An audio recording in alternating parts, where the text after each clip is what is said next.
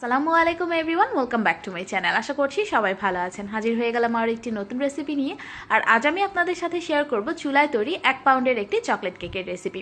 চলুন তবে দেখে নেওয়া যাক এর পুরো প্রস্তুত প্রণালী। এরকম আরও অনেক রেসিপির জন্য আমার চ্যানেল সাবস্ক্রাইব করতে কিন্তু একদমই ভুলবেন না, আর পাশে থাকা বেল আইকনটি অন করে নেবেন যাতে কোনো আপডেট মিস না হয়ে যায়। কেকটা তৈরির জন্য প্রথমে আমি শুকনো উপকরণগুলোকে রেডি করে নেব। এর জন্য একটা বাটির উপর চালনি বসিয়ে আমি একে একে এর মধ্যে নিয়ে নিচ্ছি আধা কাপ পরিমাণ ময়দা। অবশ্যই চেষ্টা করবেন ভালো ব্র্যান্ডের ময়দা ব্যবহার করতে, আমি তীরের ময়দাটা ব্যবহার করছি। এরপর নিয়ে নিচ্ছি 1/4 কাপ পরিমাণ কোকো পাউডার। আমি মালয়েশিয়ান কোকো পাউডার ব্যবহার করছি, আপনারা ক্যাডবেরি কোকো পাউডারটাও ব্যবহার করতে পারেন। নিচ্ছি 1 চা চামচ পরিমাণ বেকিং পাউডার, আর নিচ্ছি 1/4 টিস্পুন পরিমাণ বেকিং সোডা। চেষ্টা করবেন বেকিং সোডা ব্যবহার করতে, সোডা ব্যবহার করলে কেকটা অনেক বেশি স্পঞ্জি হবে। এবার এই শুকনো উপকরণগুলোকে খুব ভালোভাবে চেলে নিচ্ছি। চেলে নেওয়ার পর শুকনো উপকরণগুলোকে খুব ভালোভাবে একবার মিশিয়ে নিয়ে চলে যাচ্ছি পরবর্তী স্টেপে। এবার একটা বোলে আমি দুটো ডিম ভেঙে নিয়েছি, আর ডিমটা কিন্তু অবশ্যই রুম টেম্পারেচারে থাকতে হবে। ডিমটা যদি ফ্রিজে থাকে কমপক্ষে 1.5 থেকে 2 ঘন্টা আগে নামিয়ে পুরোপুরি রুম টেম্পারেচারে আসার পর তারপর ব্যবহার করতে হবে। ডিম যদি সামান্যতম ঠান্ডাও থেকে যায় তাহলে আপনার কেকটা স্পঞ্জি হবে না, বরং কেকটা শক্ত হয়ে পিঠার মতো হয়ে যাবে। তাই এই জিনিসটা অবশ্যই খেয়াল রাখবেন। এবার একটা বিটারের সাহায্যে ডিমটাকে আমি কয়েক সেকেন্ডের জন্য প্রথমে একটু বিট করে নিচ্ছি। এরপর এর মধ্যে আমি দিয়ে দিচ্ছি আধা কাপ পরিমাণ চিনি। তবে আজকে আমি চিনির পরিমাণটা আধা কাপ থেকে 1 টেবিল চামচ পরিমাণ কম ব্যবহার করছি। আপনারা যদি আধা কাপ ব্যবহার করেন তাহলেও কিন্তু একদম পারফেক্ট মিষ্টিটাই আসবে। এবার এই ডিমটাকে বিট করতে থাকবো ততক্ষণ পর্যন্ত যতক্ষণ না এর মধ্যে একটা ফোমি ভাব চলে আসছে আর কালারটাও একদম হালকা হয়ে যাচ্ছে। প্রায় 3 থেকে 4 মিনিটের মতো অনবরত বিট করে নেওয়ার পর যে পর্যায়ে দেখবেন ডিমের মধ্যে একটা ফোমি ভাব এসে এটা প্রায় ডাবল হয়ে গেছে আর কালারটাও একদম হালকা হয়ে গেছে, সে পর্যায়ে বিট করা বন্ধ করে দিতে হবে। এবার এই বিট করে নেওয়া ডিমের মিশ্রণের মধ্যে আমি দিয়ে দিচ্ছি 1/4 কাপ পরিমাণ সয়াবিন তেল।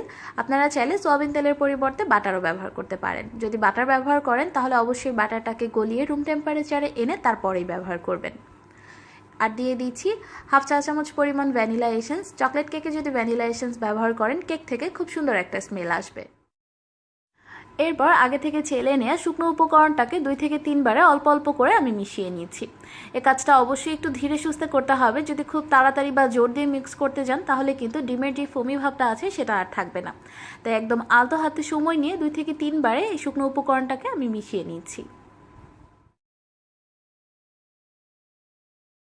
সম্পূর্ণ শুকনো উপকরণটা মিশিয়ে নেওয়ার পর কেকের ব্যাটারটা একদম রেডি। এবার কেকটাকে বেক করার জন্য আমি এখানে 6 থেকে 7 ইঞ্চির একটা সসপ্যান নিয়ে নিয়েছি।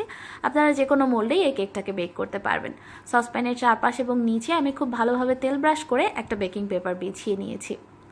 এবার কেকের ব্যাটারটাকে আমি সসপ্যানের মধ্যে ঢেলে নিচ্ছি। আর ব্যাটারটা ঢালার সময় অবশ্যই চেষ্টা করবেন একটু উপর দিক থেকে ঢেলে নিতে, এতে করে কেকের মধ্যে এয়ার বাবল কম থাকবে। সম্পূর্ণ কেকের ব্যাটারটা ঢেলে নেওয়ার পর এবার আলতো হাতে মোল্ডটাকে একটু ট্যাপ করে নিচ্ছি।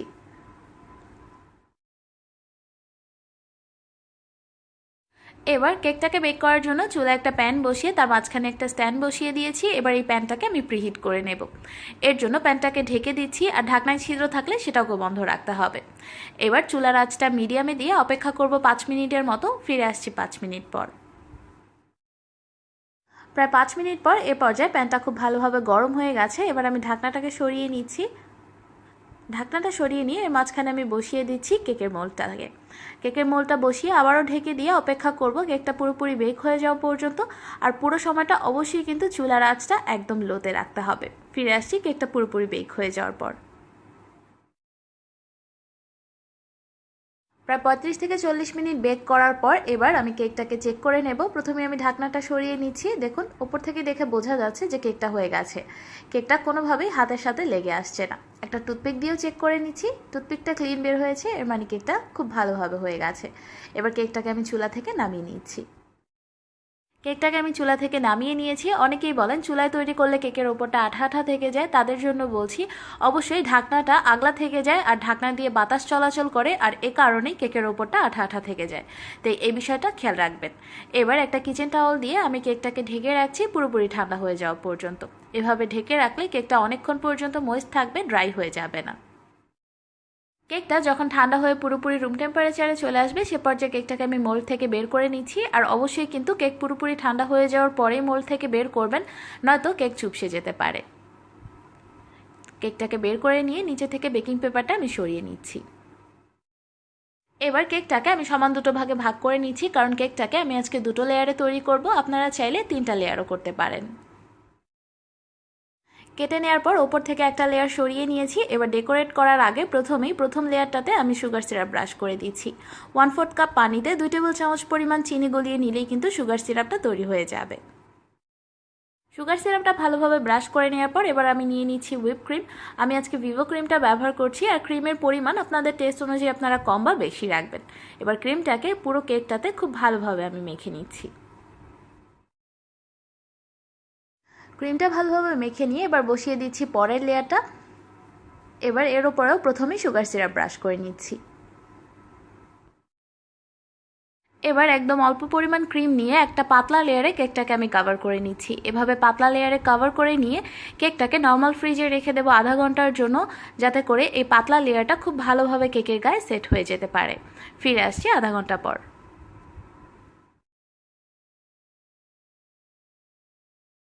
কেকটাকে আধা ঘন্টা পর আমি ফ্রিজ থেকে নামিয়ে নিয়েছি। এবার হলুদ কালারের হুইপ ক্রিম দিয়ে কেকটাকে আমি খুব ভালোভাবে কভার করে নিচ্ছি। আর প্রথমেই পাতলা লেয়ারটা করে এটা সেট করে নেওয়ার কারণটাও বলছি।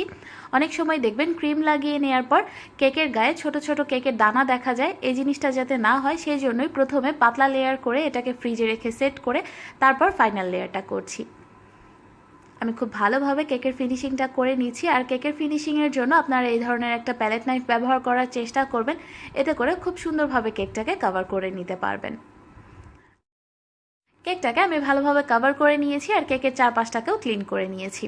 এবার সাদা কালারের হুইপ ক্রিম দিয়ে আমি ছোট ছোট ফুল এঁকে নেব। এর জন্য পাইপিং ব্যাগে ক্রিম নিয়ে পাইপিং ব্যাগটাকে একদম ছোট্ট করে কেটে নিয়েছি। এবার আমি ফুলগুলো এঁকে নিচ্ছি। আমার আঁকার হাত একদমই ভালো না, তাই খুব একটা ভালো হচ্ছে না। আশা করছি আপনারা আরও অনেক সুন্দর ডিজাইন করে এই কেকটা তৈরি করতে পারবেন।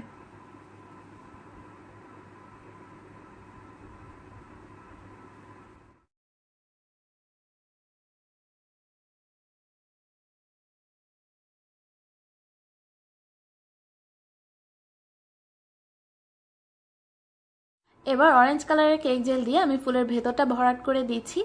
এই কেক জেলের রেসিপিটা কিন্তু অলরেডি আমি আপনাদের সাথে শেয়ার করেছি। আপনাদের সুবিধার জন্য ভিডিও লিঙ্কটা ডেসক্রিপশন বক্সে দেওয়া থাকবে, যদি প্রয়োজন হয় দেখে নিতে পারেন।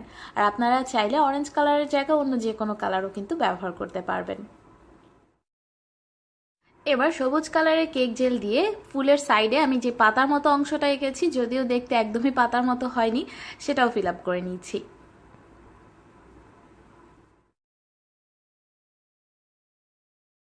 আমার 1 পাউন্ডের চকলেট কেকটা একদম রেডি। কেকের ওপরের পাশাপাশি সাইডেও কিন্তু আমি ফুলগুলো এঁকে নিয়েছি। আর 1 পাউন্ড কেক তৈরি করার সময় সবসময় খেয়াল রাখবেন কেকটা যেন অন্তত 380 গ্রামের হয়। আর 80 গ্রাম পরিমাণ ক্রিম দিয়ে আপনারা কেকটাকে ডেকোরেট করে নেবেন, তাহলেই হয়ে যাবে 450 গ্রাম। আর 450 গ্রামেই হয়ে যাবে 1 পাউন্ড। আশা করছি আজকের রেসিপিটি আপনাদের ভালো লেগেছে। এই রেসিপিটি ভালো লাগলে লাইক কমেন্ট শেয়ার করতে একদমই ভুলবেন না। আজ এই পর্যন্ত, সবাই ভালো থাকবেন, আমার জন্য দোয়া করবেন। আল্লাহ হাফেজ।